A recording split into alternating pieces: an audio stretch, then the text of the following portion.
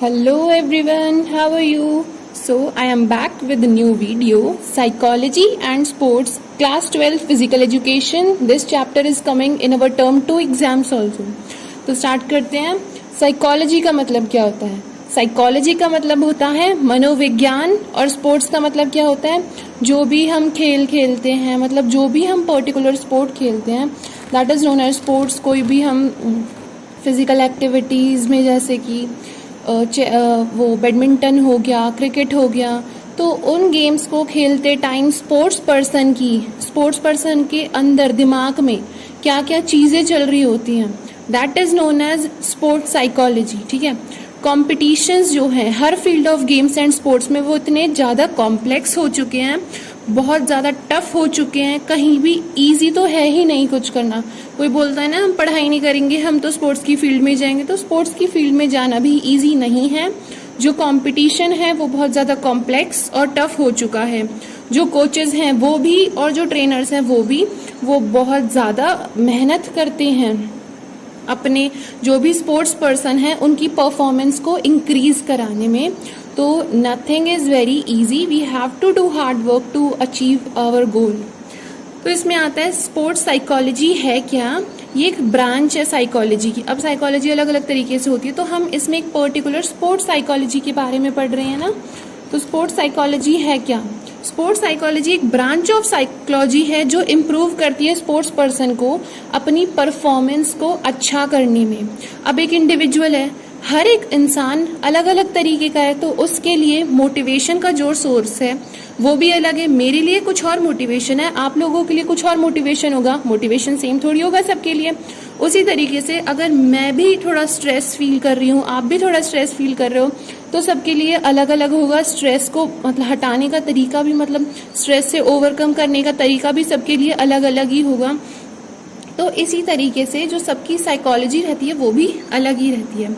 अब जो knowledge of physical education है वो बहुत ज़्यादा असेंशियल है लोगों के लिए. अगर उन्हें स्पोर्ट्स फील्ड में जाना है तो उन्हें पूरी साइकोलॉजी की नॉलेज तो होनी ही चाहिए, तभी वो कुछ अपना गोल जो है वो अचीव कर सकते हैं उस चीज़ में.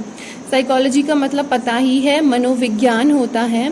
स्पोर्ट्स साइकोलॉजी जो है वो प्लेयर्स को, कोचेस को गाइड करती है कि ये प्लेयर जो है इसका दिमाग इस तरीके का है, तो इसके लिए जो मोटिवेशन की चीज़ है वो ये रहेगी, और स्ट्रेस से कैसे और इससे रिलीफ दिलाना है. तो स्पोर्ट्स साइकोलॉजी इसलिए सबको पता होनी चाहिए कि किस प्लेयर के साथ किस तरीके से हमें मतलब उसको सिखाना है, उसके लिए मोटिवेशन क्या है, स्ट्रेस से कैसे उसे बाहर निकालना है. अगर वो कोई भी एक पर्टिकुलर गेम प्ले कर रहा है, उसे एकदम से गुस्सा आ जाता है, तो उसके साथ कैसे डील करना है, ये सारी ही चीज़ें हमें साइकोलॉजी बताती है, स्पोर्ट्स साइकोलॉजी जो होती है. इसमें नेक्स्ट टॉपिक है हमारा पर्सनालिटी. अब जब भी हम पर्सनालिटी की बात करते हैं तो हमें ये लगता है कि इंसान को बाहर से देख लिया, हाँ ये स्मार्ट है, गुड लुकिंग है, तो इसकी पर्सनालिटी अच्छी है. लेकिन पर्सनालिटी इतना सा ही एक वो नहीं है, ये बहुत ही एक ब्रॉड टर्म है. पर्सनालिटी जो है उसे लैटिन वर्ड पर्सोना से लिया गया है, जिसका मतलब है मास्क. ठीक है, इसका मतलब है मास्क. पर्सनालिटी मीन्स दैट कोई इंडिविजुअल है, वो ये नहीं कि बाहर से दिख रहा है तो हो गई पर्सनालिटी, नहीं. आउटर अपीयरेंस से और भी कुछ ज्यादा है पर्सनालिटी. पर्सनालिटी में हमारे थॉट्स आते हैं, हमारी फीलिंग आती है, हमारा सोशल एडजस्टमेंट, हम लोगों के साथ कैसे बिहेव कर रहे हैं, सोसाइटी के साथ अगर हम एडजस्ट कर पा रहे हैं, नहीं कर पा रहे, ये सब पर्सनालिटी में आ रहा है. सिर्फ अच्छा दिखना, अच्छा पहनना is not just the personality. Personality में इनर और आउटर कैपेबिलिटीज, हर चीज को हम देखते हैं इंडिविजुअल की. बाहर से भी देखते हैं क्योंकि first impression is the last impression, लेकिन अंदर से भी इंसान को देखा जाता है, उसकी मेंटल कैपेबिलिटी कितनी है, इमोशनली वो स्टेबल है या नहीं है, सोसाइटी के साथ कैसा बिहेव कर रहा है. तो ये सारी चीजें मिलके उसके बाद हम एक पर्सनालिटी जो है उसे डिफाइन कर सकते हैं. It's not just looking good and smart. उसके बाद हमारे पर्सनालिटी के 4 डायमेंशंस हैं. अब इन 4 डायमेंशंस को हम कैसे याद रखेंगे कि हमारे प्राइम मिनिस्टर साहब की कितनी एक्सीलेंट पर्सनालिटी है ना. तो प्राइम मिनिस्टर साहब हैव एक्सीलेंट पर्सनालिटी. तो first dimension is physical dimension, second M mental dimension, S social dimension and E emotional dimension, क्योंकि हैव तो कुछ बनता ही नहीं और पर्सनालिटी तो वो है ही. तो P से फिजिकल डायमेंशन, M से मेंटल डायमेंशन, S से सोशल डायमेंशन और E से इमोशनल डायमेंशन। ये 4 डायमेंशंस हैं जो हमें पढ़ने हैं। अब ये जो चारों डायमेंशन है ना, ये एक दूसरे से आपसी इनमें एक इंटीग्रेशन है, एक दूसरे से बिल्कुल मिले हुए हैं ये चारों जो भी डायमेंशन है पर्सनालिटी की। ये नहीं कि एक ही अगर किसी में ये फिजिकल डायमेंशन है तो इन तीनों की जरूरत नहीं, इन तीनों की भी जरूरत है, तभी उसमें एक प्रॉपर पर्सनालिटी जो है वो डेवलप होगी। तीनों ही चारों ही एक दूसरे से इंटर रिलेटेड हैं। अगर एक डायमेंशन भी कोई अफेक्ट हो रहा है तो उसकी वजह से जो बाकी के 3 हैं वो भी डेवलप होंगे। ये मान लो तुम्हारी फिजिकल डायमेंशन है, तुम्हें मेंटल भी है, तुम सोशली भी स्टेबल हो, लेकिन इमोशनल नहीं है तुम्हें, तो क्या फायदा जब तुम में अपने इमोशंस ही कंट्रोल नहीं हो रहे। तुम तो किसी के भी सामने जाके चिल्ला जाओगे एकदम, क्योंकि स्टेबिलिटी तो है ही नहीं तुम्हारे इमोशंस में। इसीलिए ये डायमेंशंस ऑफ पर्सनैलिटी हैं। अब इन्हें हम ब्रीफ में पढ़ेंगे। सबसे पहले आ जाता है हमारा फिजिकल डायमेंशन। फिजिकल डायमेंशन क्या है? बोलते हैं ना, first impression is the last impression. तो सबसे पहले हम क्या देखते हैं कि इंसान दिखने में कैसा है। अब फिजिकल डायमेंशन किससे रिलेटेड होता है? गुड फिजिक से, तुम सुंदर दिख रहे हो, तुम्हारी हेल्थ अच्छी है, इन सब चीजों से कि आमने सामने इंसान कैसा दिख रहा है। सभी इंडिविजुअल्स जो हैं वो पर्सन को देखते हैं जब, अरे वाह कितनी अच्छी हाइट है, बॉडी वेट कितना प्रॉपर है, इसका पोस्चर कितना अच्छा है, फेस कितना ब्राइट है, यही सारी चीज देखते हैं। तुम्हें पहले थोड़ी देखने लगेंगे कि तुम्हारा मेंटल IQ कैसा है, ये सब कैसा है। पहले तो तुमसे मिलेंगे ही ना, सब बोलते हैं ना first impression is the last impression. तो फिजिकल डायमेंशन सिग्निफिकेंट है सबसे ज्यादा।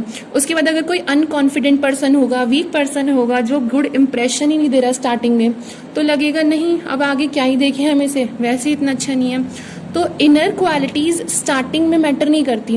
अब इसका हम एग्जांपल ले लेते हैं, किसी लड़की को देखने जाते हैं तो उसको ये थोड़ी भाई इमोशनली स्टेबल है ये या नहीं है, सोसाइटी के साथ कैसा बिहेव कर रही है और इसका मेंटल डायमेंशन कैसा, ये थोड़ी देखते हैं। ये देखते हैं हाँ भाई सुंदर है, दिखने में सुंदर है, गोरी छुट्टी है, बस हो गया।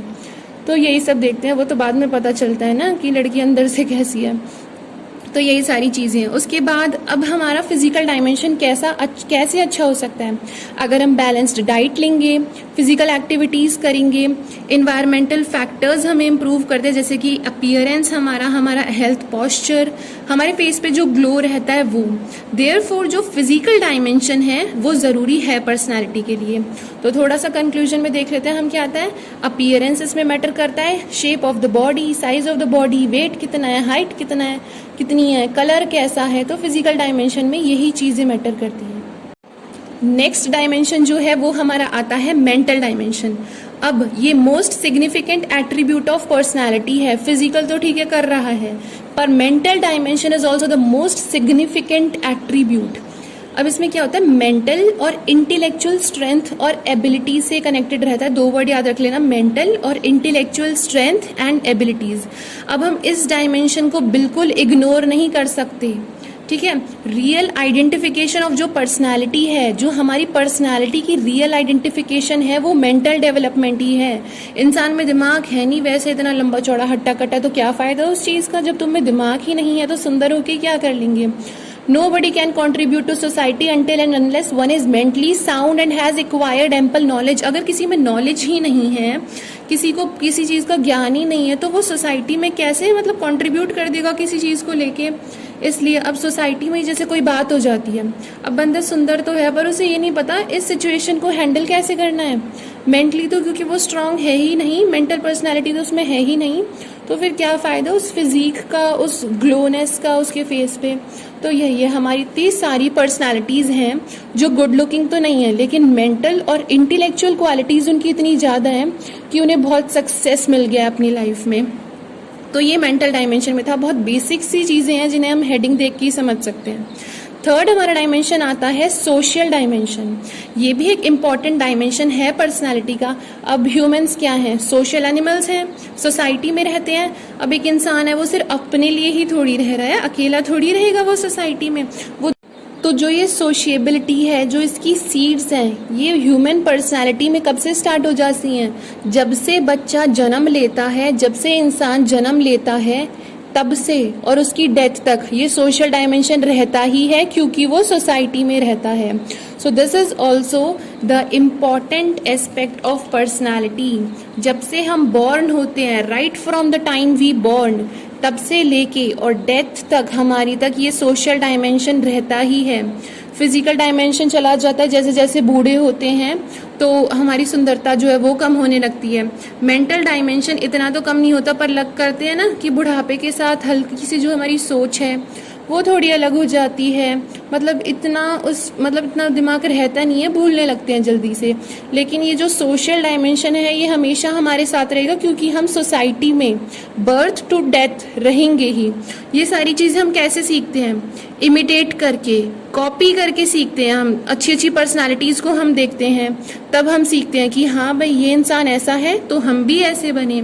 बहुत सारे एग्जाम्पल्स हैं, रविंद्रनाथ टैगोर, सुभाष चंद्र बोस, भगत सिंह, इतनी सारी गुड पर्सनालिटीज़ को हम जैसे सोसाइटी में इनके बारे में सुनते हैं, हमारा भी मन करता है कि हाँ हम भी कुछ सोसाइटी के लिए करें. सोशल क्वालिटीज़ में क्या क्या आता है? मोरलिटी, एटिक्वेट्स, हम बिहेव कैसे कर रही हैं, फ्रेंडलीनेस है, गुड एटीट्यूड है या नहीं है, हमारा नेचर, सिंपैथी, काइंडनेस है हमारे अंदर या नहीं है. ये सारी असेंशियल क्वालिटीज़ हैं जो एक गुड पर्सन के अंदर होनी चाहिए, तभी उसकी पर्सनैलिटी जो है वो अच्छी बनेगी.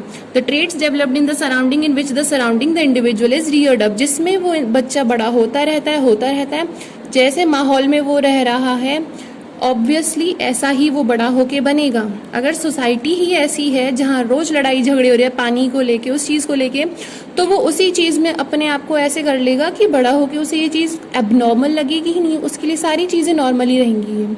सो this is our social dimension. Fourth is our emotional dimension. अब इमोशनल डायमेंशन में क्या है? इमोशनल डायमेंशन भी एक इम्पॉर्टेंट डायमेंशन है हमारी पर्सनैलिटी का. ये इमोशनल स्टेबिलिटी से है. अगर कोई इंसान को गुस्सा आ रहा है तो क्या वो किसी सिचुएशन में उसे कंट्रोल कर सकता है या नहीं, या एकदम से अनस्टेबल हो जाएगा? अगर वो अनस्टेबल हो रहा है, एकदम से किसी पे टूट के पड़ रहा है, तो वो एक गुड पर्सनैलिटी नहीं है.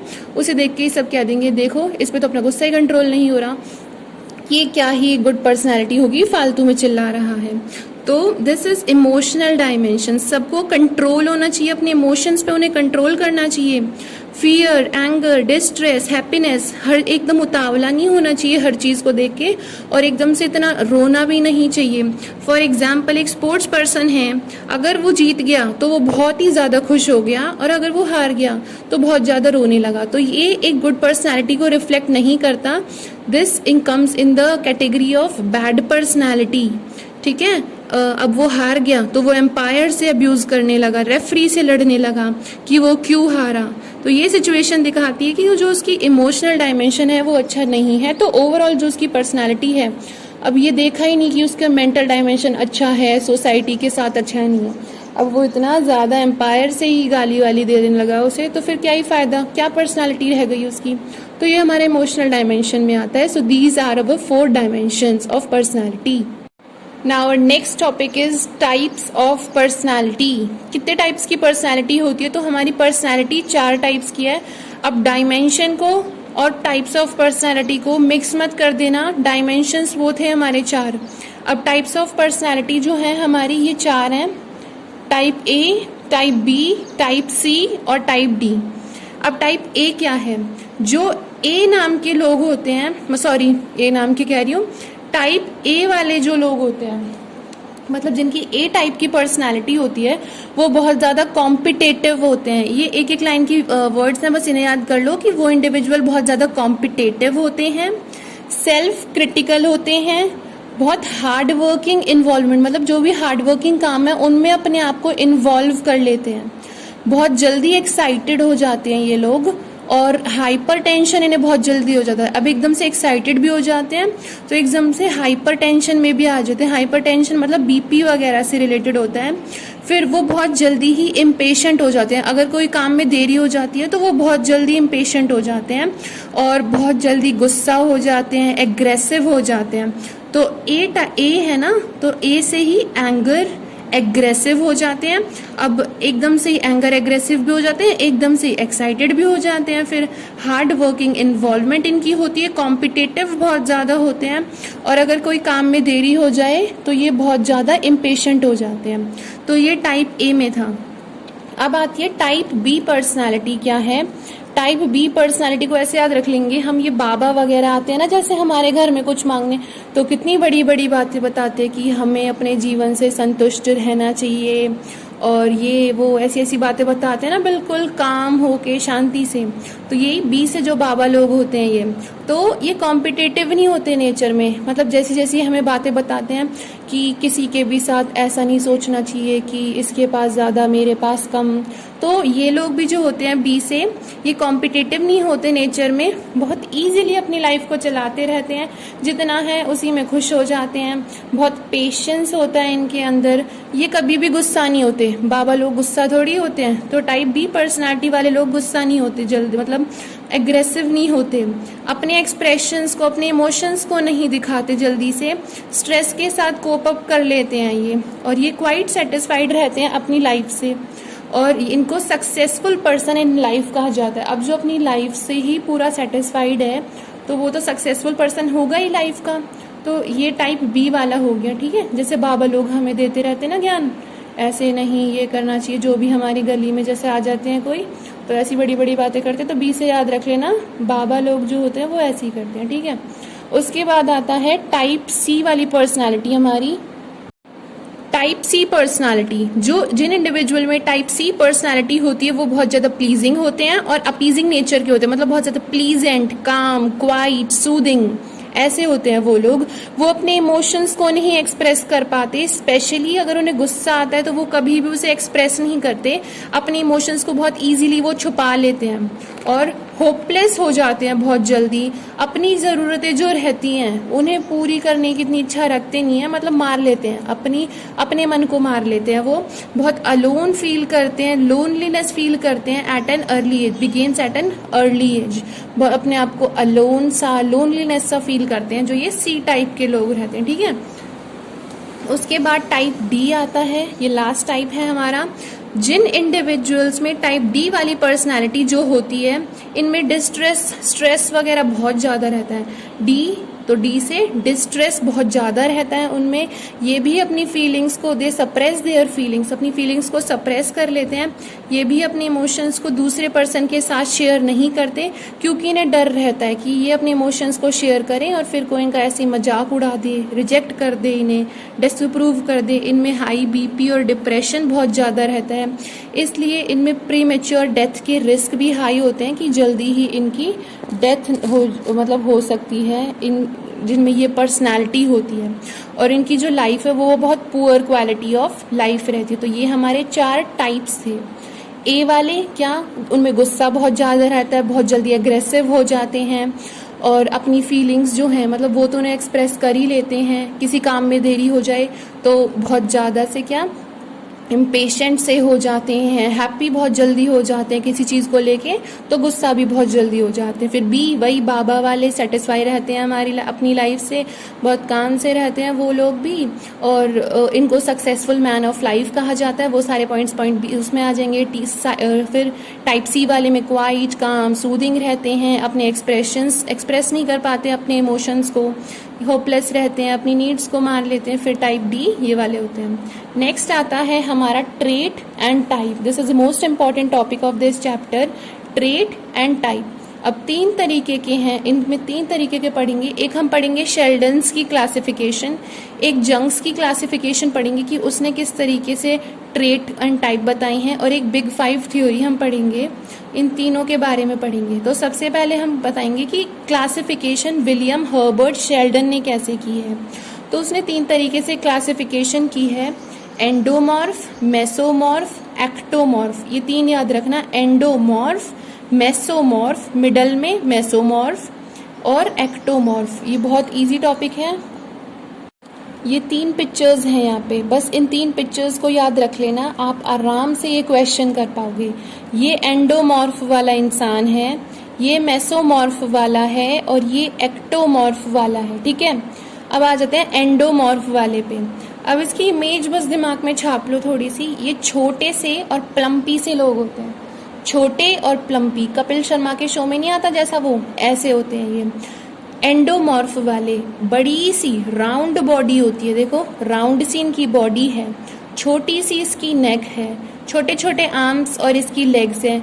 हिप्स इसके वाइड है, देखो इनके वाइड नहीं है, इसके हिप्स वाइड हैं।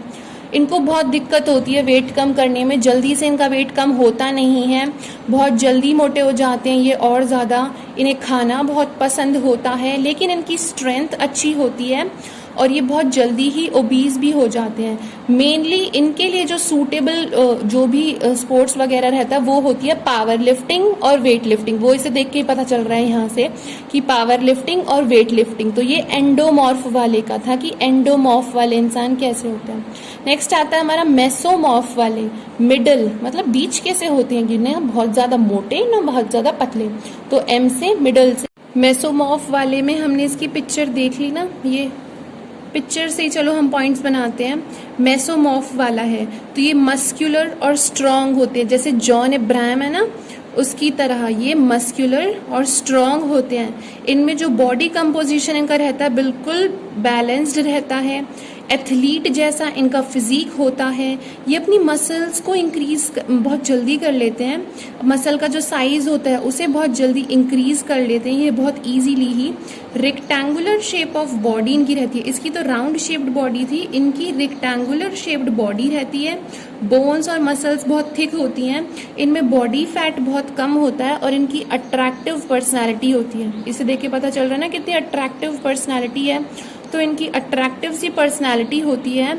आर्म्स और जो इनकी लेग्स हैं वो मीडियम साइज की होती हैं, इसकी तो बहुत लंबी लंबी है ना, इनकी मीडियम साइज की आर्म्स और लेग्स होती हैं। ये हर एक स्पोर्ट को प्ले करने में, मतलब हर एक स्पोर्ट्स के लिए, हर एक स्पोर्ट्स एक्टिविटी के लिए या फिजिकल एक्टिविटी के लिए बिल्कुल फिट होते हैं। किसी भी एक्टिविटी को ये बहुत ईजिली कर लेते हैं और इनमें जल्दी से जो फैट है वो नहीं आता, फैटी नहीं होते ये बहुत जल्दी से। तो ये मेसोमॉर्फ वाले थे, इनकी पर्सनालिटी बहुत अट्रैक्टिव होती है। अब ये एक्टोमॉर्फ वाले को देख लो, लंबा सा है बिल्कुल ये सूखा सा। अब आता है एक्टोमॉर्फ वाला, ये टॉल होते हैं, स्लिम होते हैं, इनकी बॉडी जो है वो वीक होती है, इन्हें वेट गेन करने में बहुत प्रॉब्लम आती है। बिल्कुल चेस्ट जो उनकी होती है वो बिल्कुल फ्लैट होती है, मसल मास जो होता है वो बहुत कम होता है, लेकिन इनमें स्ट्रेंथ बहुत ज़्यादा होती है। ठीक है, इनमें स्ट्रेंथ बहुत ज़्यादा होती है, इनमें स्पीड भी बहुत जाती है। बोलते हैं ना दुबला पतला सा है, एकदम हवा की तरह भागता है, तो इनमें स्पीड भी बहुत अच्छी होती है। इनमें बहुत क्विक मेटाबॉलिज्म रहता है फैट को बर्न करने में। ये जिम्नास्टिक के लिए बहुत अच्छे होते हैं, हमने देखा जो लोग जिम्नास्टिक करते हैं वो कैसे बिल्कुल लचीले से फ्लेक्सिबल से होते हैं। और इनका फेस भी है जो नैरो होता है और सेल्फ कॉन्शियस होते हैं ये। उसके बाद नेक्स्ट पार्ट में हम पढ़ेंगे जंग्स क्लासिफिकेशन।